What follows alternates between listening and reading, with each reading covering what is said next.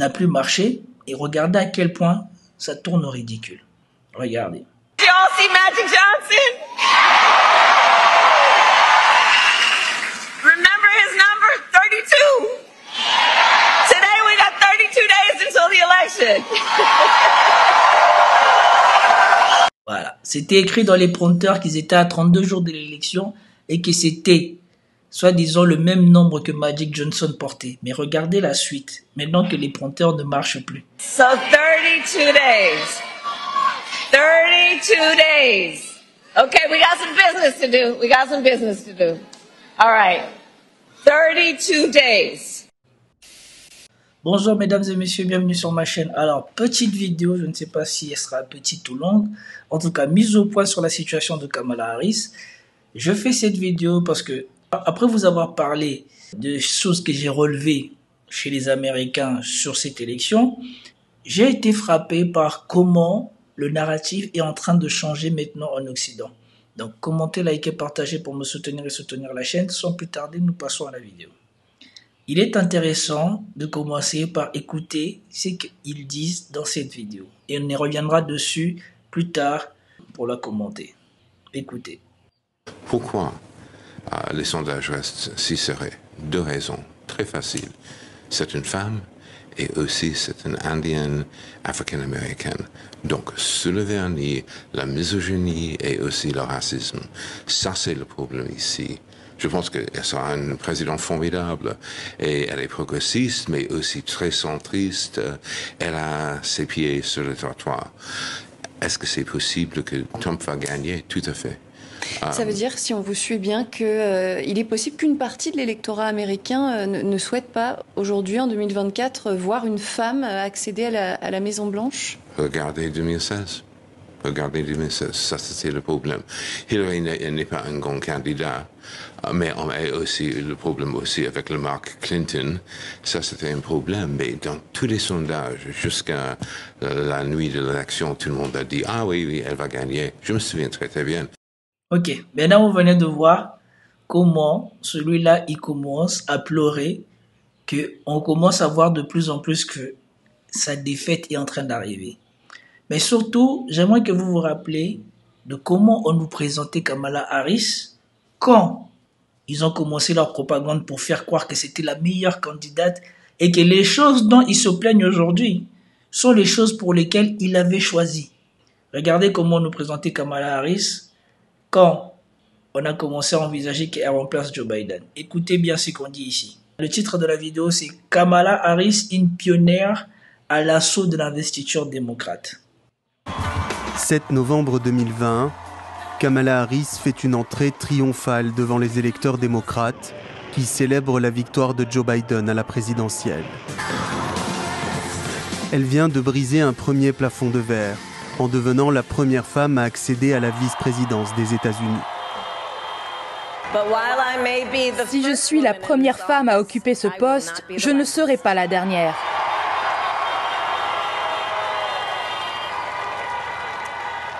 Parce que chaque petite fille qui regarde ce soir constate que c'est le pays des possibles.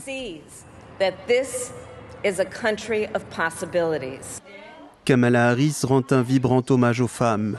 Elle, qui a 59 ans, a été une pionnière tout au long de sa carrière. Née en Californie, de parents immigrés et militants pour les droits civiques, elle étudie le droit à l'université de Howard, l'établissement des élites noires américaines à Washington.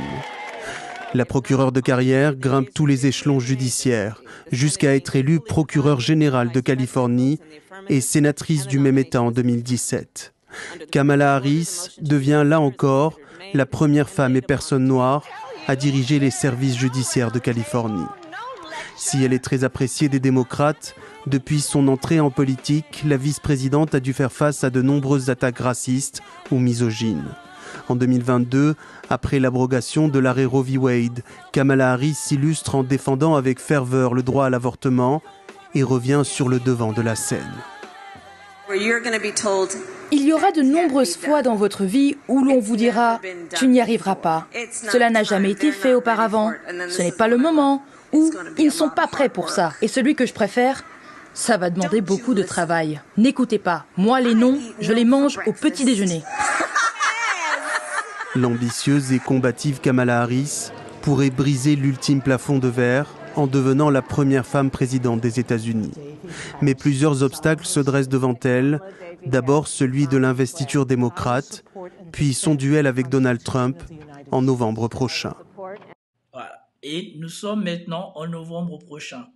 Malgré tout ce beau tableau qu'on vous a dépeint, soi-disant l'ambitieuse, la travailleuse et tout ça, qui a survécu ou qui a vaincu la misogynie et le racisme, écoutez bien, c'est que cette dame disait à l'époque, il y a 3 mois, le 21 juillet 2024, elle disait ceci, par rapport à tout l'enthousiasme et à la propagande que les démocrates avaient mis en place pour créer une hype autour d'elle.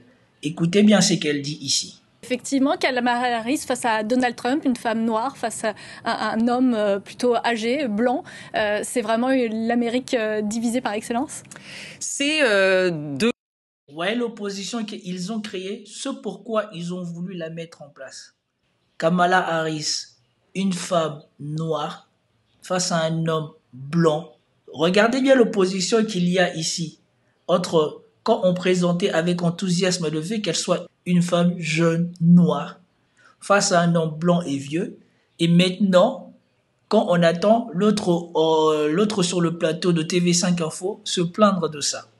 Regardez, et écoutez bien ce que dit cette femme ici.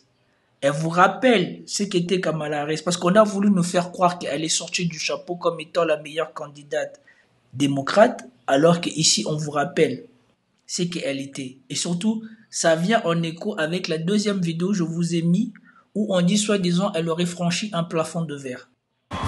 7 novembre 2020, Kamala Harris fait une entrée triomphale devant les électeurs démocrates qui célèbrent la victoire de Joe Biden à la présidentielle. Elle vient de briser un premier plafond de verre en devenant la première femme à accéder à la vice-présidence des États-Unis. L'ambitieuse et combative Kamala Harris pourrait briser l'ultime plafond de verre en devenant la première femme présidente des États-Unis. Non, on l'a choisie parce que c'était la candidate la plus faible de l'investiture démocrate quand Joe Biden a été investi. On voulait quelqu'un qui n'allait pas faire de vagues, on voulait quelqu'un qui allait être là pour rien dire, et surtout on voulait quelqu'un pour calmer l'aile progressiste du parti, qui n'était pas content que ce soit Joe Biden, étant vieux, avait gagné l'investiture.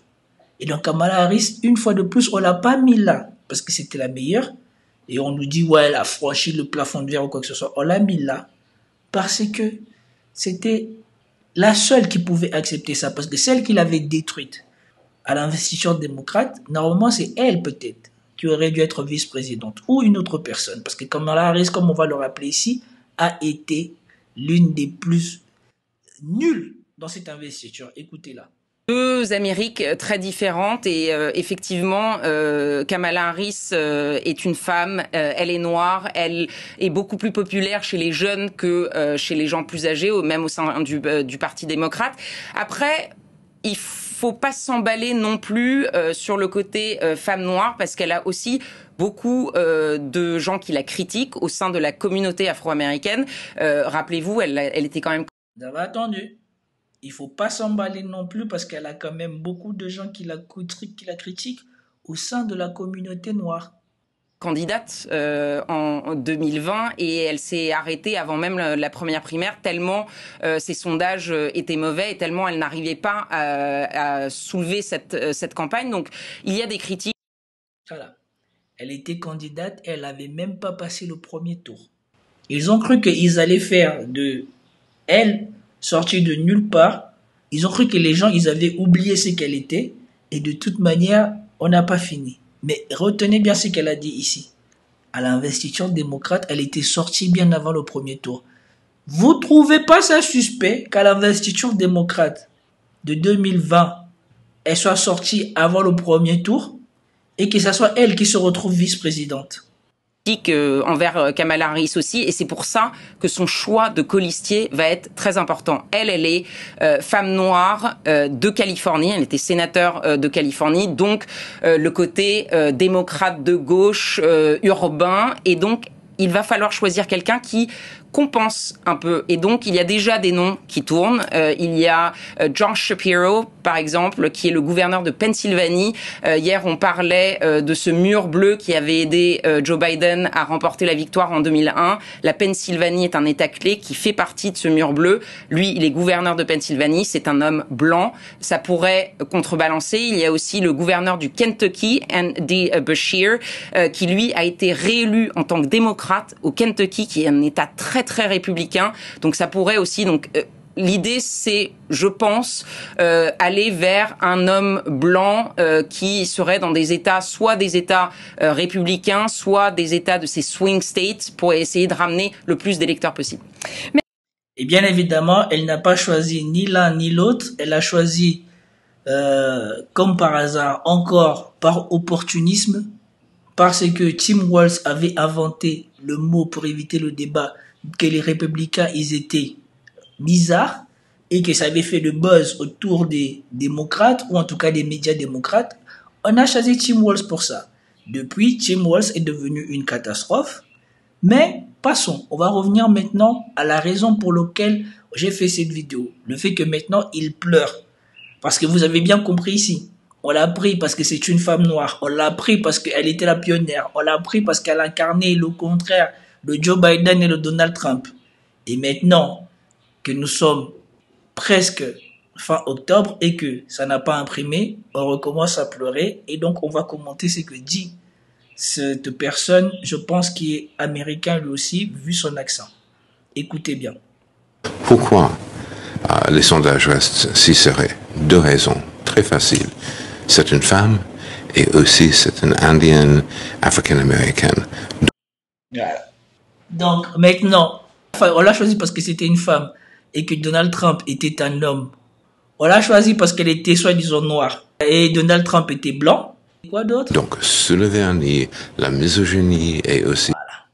Et donc maintenant, elle n'est pas élue par misogynie et racisme. Donc, les raisons pour lesquelles on l'a choisie, maintenant que ça n'a pas marché, ça devient les raisons pour lesquelles elle a perdu. Non pas qu'elle soit incompétente, non pas qu'elle n'ait pas montré le niveau auquel eux pensaient qu'elle était. Je crois que même eux-mêmes, ils doivent s'étonner d'à quel point elle est nulle. Parce que, regardez ça. Et ça, si ça finit pas de vous convaincre qu'il y a un réel problème avec cette femme et qu'elle n'aurait pas pu faire un bon candidat, c'est qu'il y a un problème. Elle était à un meeting, son micro n'a plus marché, et regardez à quel point ça tourne au ridicule. Barack Obama, pardon. Regardez. Ici, elle est dans un meeting, elle a des prompteurs pendant un meeting. Et les prompteurs vont avoir un dysfonctionnement et regardez à quel point elle est perdue. Pour une candidate à l'élection américaine, quelque chose que tu as pensé depuis des années, tu sais les préoccupations des Américains, tu peux leur parler. Regardez à quel point elle est perdue. Et après, dites-moi après ça, que vous croyez encore que Kamala Harris, elle était à la hauteur de ce que les démocrates ont vendu aux Américains ou au monde. Did y'all see Magic Johnson? Remember his number? 32. Today we got 32 days until the election. Voilà. C'était écrit dans les prompteurs qu'ils étaient à 32 jours de l'élection et que c'était, soi-disant, le même nombre que Magic Johnson portait. Mais regardez la suite. Maintenant que les prompteurs ne marchent plus, elle est incapable de dire quoi que ce soit d'intéressant à ses électeurs. Elle est incapable d'être une candidate qui comprend les Américains, qui peut parler aux Américains si elle n'a pas de papier. Exactement tout ce qu'on a vu dans les interviews, à quel point elle est débordée dès qu'il y a une vraie question qui se pose, c'est exactement ce qui se passe ici, sans même qu'on lui ait posé une question. Juste le prompteur qui affiche le discours qu'elle doit lire ne marche plus, elle est perdue. Regardez, et vous-même vous allez avoir pitié d'elle.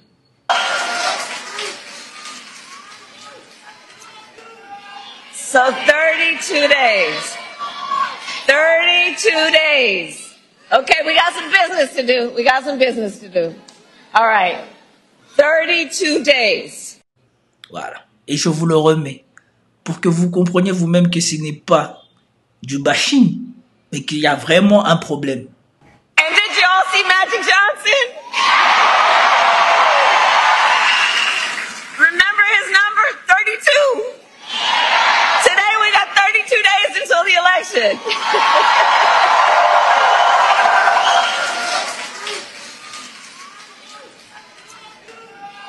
So 32 days.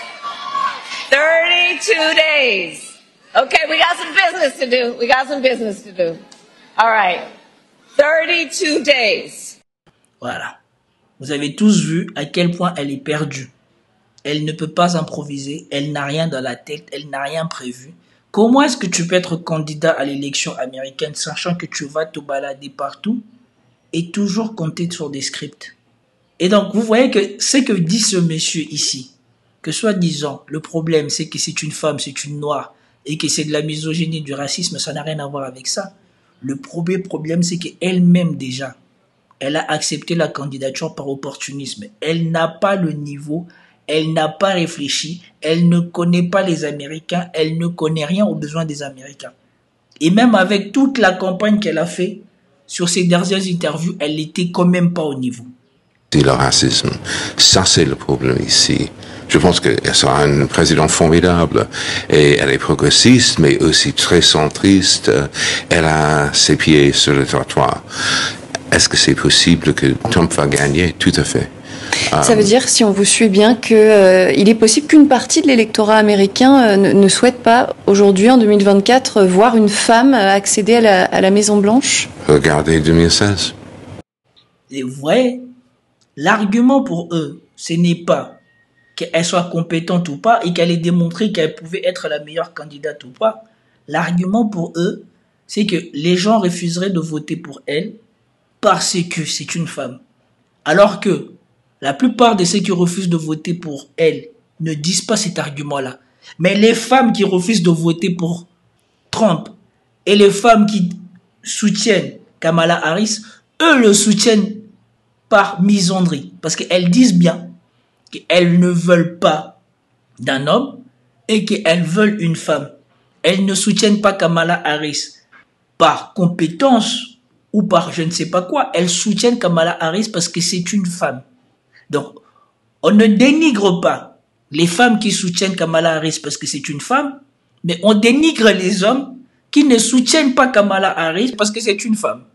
Mais si vous allez voir le nombre de personnes qui ne la soutiennent pas parce que c'est une femme, particulièrement dans cette élection, il y en a très peu qui vous diront qu'ils ne la soutiennent pas parce que c'est une femme. Ils ne la soutiennent pas parce qu'elle ne s'est pas montrée au niveau. Parce que Hillary Clinton, qui était bien meilleure que elle, même elle n'a pas conquis le vote de tout le monde. Alors pourquoi elle, qui est moins bonne que Hillary Clinton, devrait avoir le vote de tout le monde automatiquement? On ne se pose pas cette question-là. C'est devenu, elle est victime parce que c'est une femme noire qui pourrait être indienne. Mais ceux qui ont voulu encore une fois de plus imposer le narratif qu'elle était noire, c'est eux. C'est pas les noirs. Regardez, ça c'est le problème. Hillary n'est pas un grand candidat, mais on a aussi le problème aussi avec le Mark Clinton. Ça c'était un problème, mais donc... Et franchement, elle ose dire que Hillary n'était pas une bonne candidate. Certes, Hillary Clinton, il y a beaucoup à dire sur sa personnalité, mais en termes de compétences et en termes de préparation, Hillary Clinton était beaucoup mieux préparée et avait fait une bien meilleure campagne et avait fait l'investiture démocrate. Tout ce que Kamala Harris n'a pas fait. Kamala Harris est la pire candidate démocrate qu'on ait jamais vue. En tout cas que moi j'ai vu de mes yeux. Tous les sondages, jusqu'à la nuit de l'élection, tout le monde a dit « Ah oui, elle va gagner ». Je me souviens très très bien. Si on fait le parallèle, comme il le rappelle, tous les sondages donnaient Hillary Clinton gagnant et elle a perdu. Donc, que doit-on penser de Kamala Harris? A-t-elle une chance de gagner? À vous de me le dire dans les commentaires. C'était tout pour cette vidéo. J'espère que vous avez apprécié. Peace out.